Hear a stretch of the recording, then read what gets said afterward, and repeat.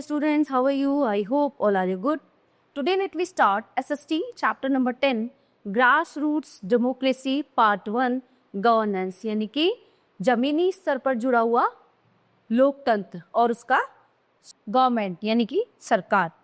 A government is a political authority comprising one individual or a group of people who have the power to make and enforce law for a country on area. So सरकार क्या होती है? एक political authority होती है, ठीक है. एक अपना इंडिविजुअल ग्रुप होता है लोगों का who have the power, जिनके पास जो है कंट्री को, देश को लीड करने की पावर होती है, ठीक है. उनके पास शक्ति होती है. A government is necessary for the smooth functioning of any country or community. तो जो गवर्नमेंट होती है, एक सरकार होती है, अपने देश को सुचारू रूप से चलाने के लिए ना बहुत जरूरत होती है, ठीक है, एक government. So it makes laws, implements them, and also ensures that the law are followed so that the society may function in a disciplined manner. तो होता क्या है कि क्या चाहिए, एक जो गवर्नमेंट होती है उसके जो लॉ एंड ऑर्डर हैं वो बहुत ही स्मूथ और सही तरीके से होने चाहिए, जो ठीक से उस देश को चला सके. The word government comes from the Greek word kubernismos, ठीक है. गवर्नमेंट जो है एक ग्रीक वर्ड है जिसका मतलब है kubernismos, which means to pilot a ship. Ship यानी जहाज को चलाने वाला जो पायलट होता है वो. If a ship represent a state, the government tries to guide its people towards better lives while avoiding problems such as war, crime and economic troubles. Need for the government. What would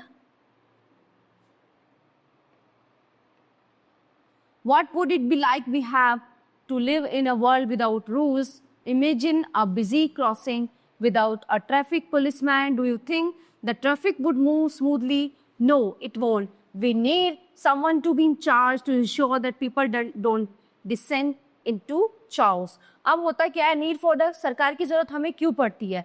तो हमें जो है रहने के लिए ना, इस world में रहने के लिए कुछ रूल्स, कुछ रेगुलेशंस, इनकी जरूरत पड़ती है, ठीक है.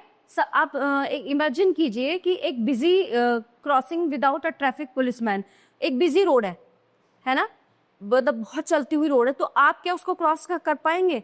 अगर ट्रैफिक रूल्स नहीं होंगे, ट्रैफिक पुलिस नहीं होगी, तो क्या होगा, आप उस रोड को क्रॉस कर ही नहीं सकते, क्योंकि ना तो व्हीकल रुकेंगे और आपको भी जाना है.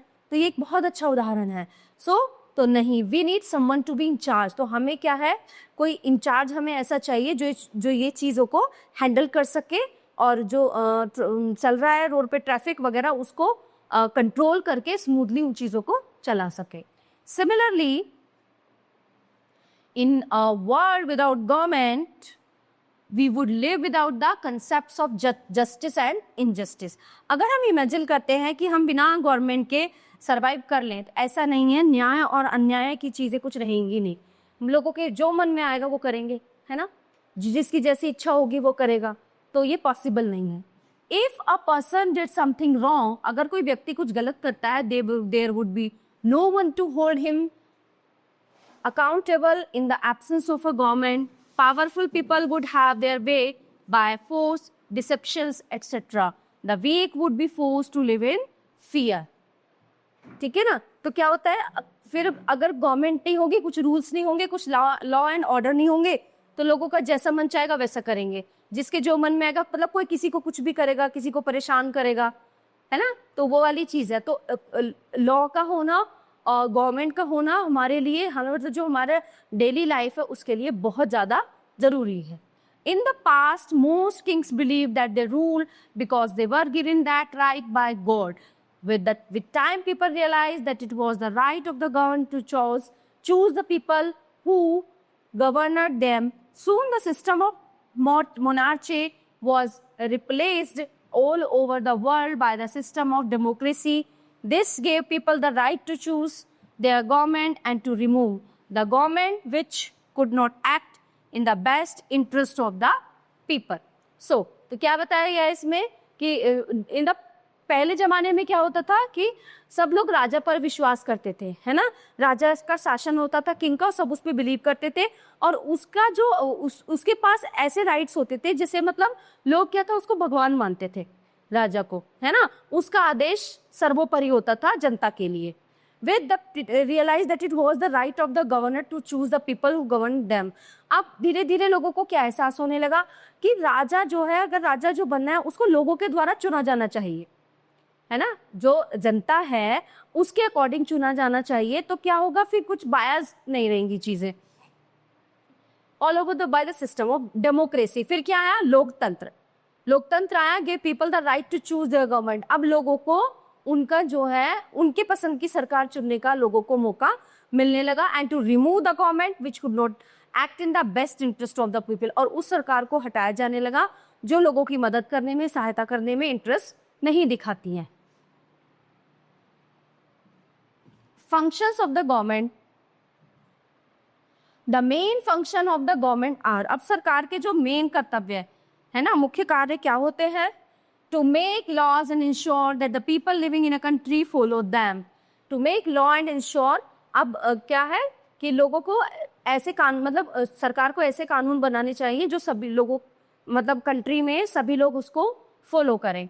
to improve the infrastructure of the country and raise the standard of living of the people by providing of facilities such as roads, electricity, clean drinking water and health care। इन सारी चीज़ों का ध्यान रखना चाहिए उसको, लोगों के स्वास्थ्य का, रोड्स का, बिजली का, पानी का, सफाई का। तो एक अच्छी सरकार जो होती है वो इन सब चीज़ों पे वर्क करती है। To prevent crime and maintain law and order, to protect the country from foreign invasions, यानी कि आप to prevent crime and maintain law and order. अब क्या है, जो क्राइम होते हैं, जो अपराध होते हैं, उनको रोकने के लिए कुछ लॉ एंड ऑर्डर बनाने चाहिए, है ना, कानून और नियम बनाने चाहिए। To build bridges, dams, canals and highways, है ना, डैम्स, पुल, बांध, हाईवे, इनको मतलब जैसे जैसे नीड होती है, जैसे जैसे जरूरत होती है, इनको इनकी प्रोग्रेस होनी चाहिए। To provide transport facilities in the form of buses, railways and airways. ठीक है, तो क्या क्या लोगों को सुविधाएं, है ना, एयरवेज की, बसेस की, रेलवे की, सारी सुविधाएं कौन कराती है, सरकार कराती है। To ensure economic development of the country, उसको अपने देश को जो है इकोनॉमिक, आर्थिक दृष्टि से मजबूत बनाना। To build schools, colleges and other educational institution, बच्चों के लिए स्कूल, कॉलेजेस और अलग जो है शिक्षण संस्थान होने चाहिए। Source of income, the government needs money to perform all the functions. अब क्या होगा, इन सब फंक्शंस को स्मूथली चलाने के लिए गवर्नमेंट को किस चीज की जरूरत है, सरकार को पैसों की जरूरत होती है। ठीक है, the money is obtain from the people in the form of taxes. अब क्या होगा, सरकार के पास ये मनी कहाँ से आता है, टैक्स के थ्रू, है ना, जो इनकम टैक्स, जो कर जो हम देते हैं उसके through. The government levies taxes and the people of the country have to pay them. अब जो है भारत के लोग देते हैं टैक्स, किसी भी फॉर्म में दे चाहे वो, है ना। Income tax and sales tax are the two important types of taxes levied by the government. ठीक है, इनकम टैक्स और sales tax. Tax is a charge levied by the government on income, trade and sale of products, on property, etc. to raise funds for its expenses। अब ये उस पे depend करता है कि क्या एक्सपेंस है, उस सैलरी पे, उसके एक्सपेंस पे। ऑर्गन्स ऑफ द गवर्नमेंट, उसके ऑर्गन्स क्या है, there are 3 organs, legislature, executive और जुडिशियल। 3 है। Number 1 is legislature, it is the law making body of the government. It includes the Union Parliament, which is made up of the Lok Sabha and the Rajya Sabha. The members of Parliament together make the laws for the country. Executive, it is the second organ of the government that puts into effect the laws made by the legislature. India's central executive is headed by the president of the country, but the actual work is done by the prime minister and his/her council of ministers. The state executive is headed by governor and is run by the chief minister and his/her council of minister। तो ये executive के अंदर आते हैं। Now next one judiciary, इसके अंदर क्या आते हैं, it is the third organ of the government, it is the guardian of the constitution and ensures that the government abides by the rules laid down in the Constitution. A system of courts with judges at all levels decide whether an act is legal or illegal and sets fines, punishments, etc. for the guilty. The judiciary's main role is to protect the rights of the people and ensure that the government works according to the Constitution. In other words, judiciary checks the activities. अब judiciary क्या check करती है? Activities check करती है of the सरकार की activity जो होती हैं. For this reason the judiciary is independent of any control by the legislature और एग्जीक्यूटिव. जुडिशरी जो होती है ना वो इंडिपेंडेंट होती है, उसके ऊपर किसी का कोई रौब नहीं होता. But who sets limit or delegates work to legislature, executive and judiciary? The Constitution of India. Bharat का संविधान इन चीजों को फिर कंट्रोल करता है. ठीक है, उसके अंडर में सारी चीजें होती हैं. Responsible for setting limits and allotting work. अब जो हमारे भारत का संविधान है उसमें कुछ जो लिमिट है वो सेट है और उसमें ही सारे उसके अकॉर्डिंग ही चीजें चलती हैं संविधान के अनुसार.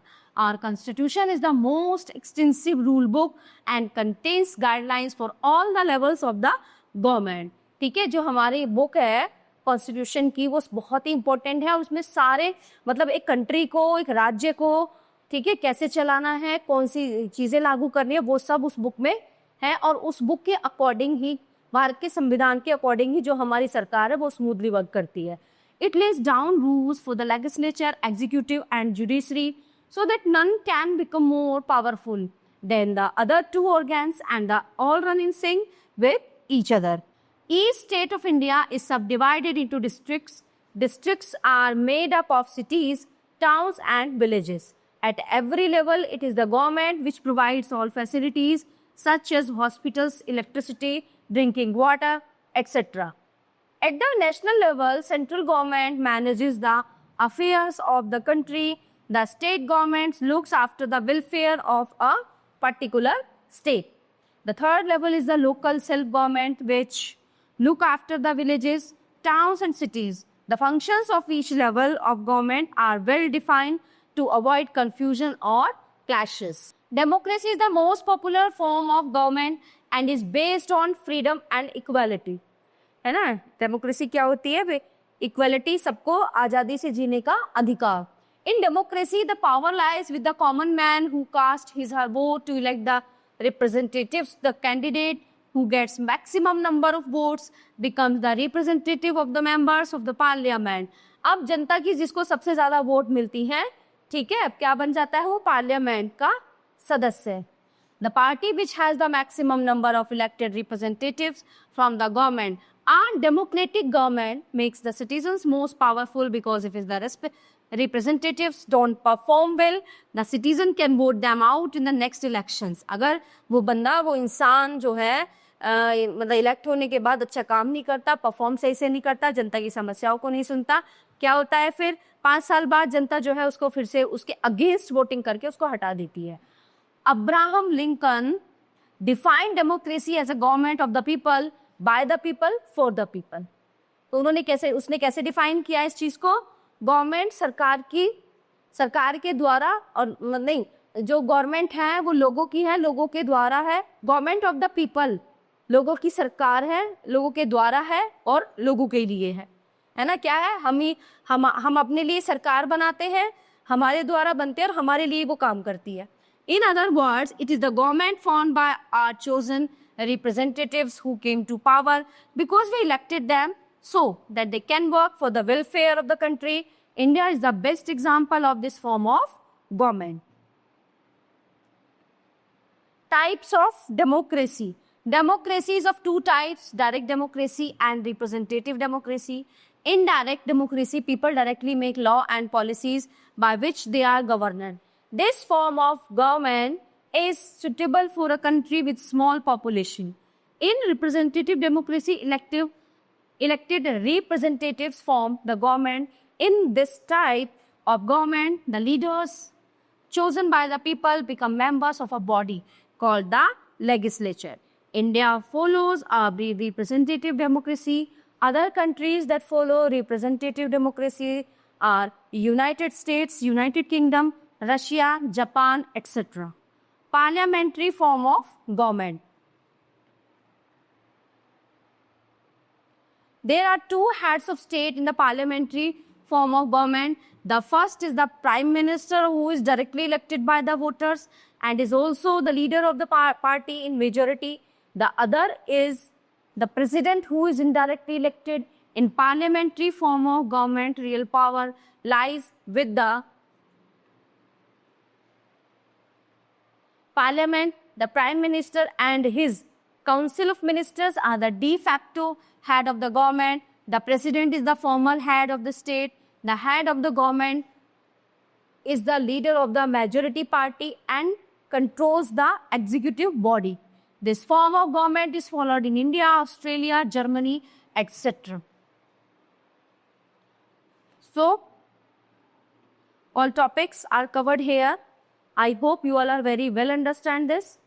So, we will meet you next class. Thank you.